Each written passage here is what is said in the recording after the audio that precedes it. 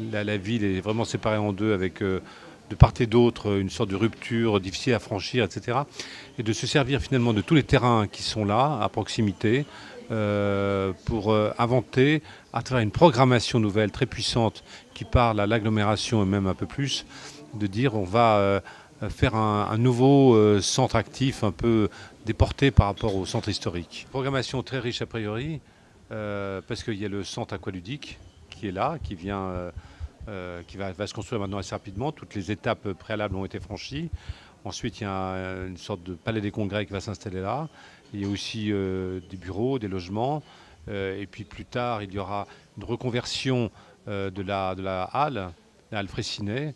Et puis il y a des immeubles aussi à proximité qui vont subir une mutation.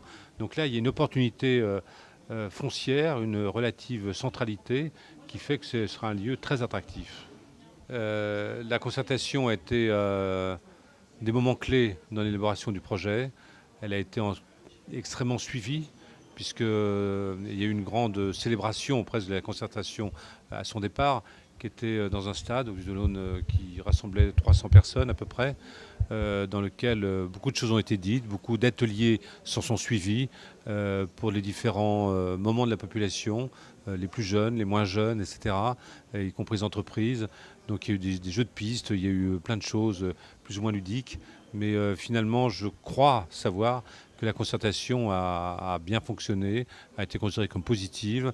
Et personnellement, j'ai rarement vu dans le développement d'un projet une procédure aussi presque intime de concertation avec le projet. Alors le calendrier, nous on travaille depuis 2015 sur ce sujet.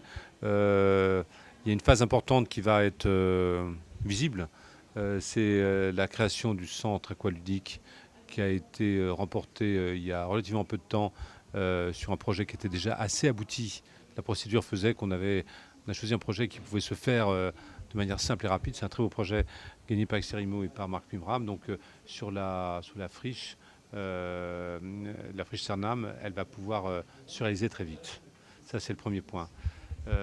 Ensuite, il va y avoir tout le travail fait sur les espaces publics.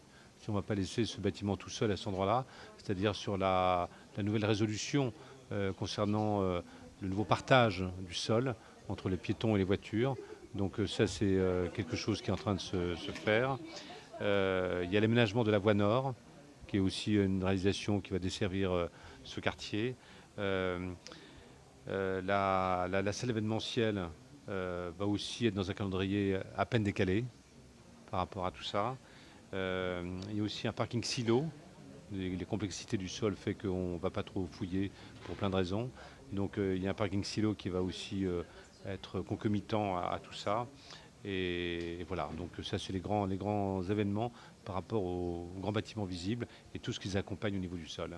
Entre 2019 et 2022, tout ce qui va se passer aussi au niveau de Boulingrin, c'est-à-dire autant au niveau des vestiges que par rapport à un événement qui va se créer à cet endroit-là. Et la construction de l'îlot Boulingrin. Donc la programmation est en cours par rapport à ces lieux et on va inventer quelque chose d'un peu remarquable. Parallèlement à ça, en 2020 à peu près, ou oui, à peu près 2020, les paysagistes menés par Jacqueline Hosty vont travailler sur la transformation des grandes promenades le long de la gare et des projets qui sont en train de se dessiner et qui vont se réaliser très rapidement.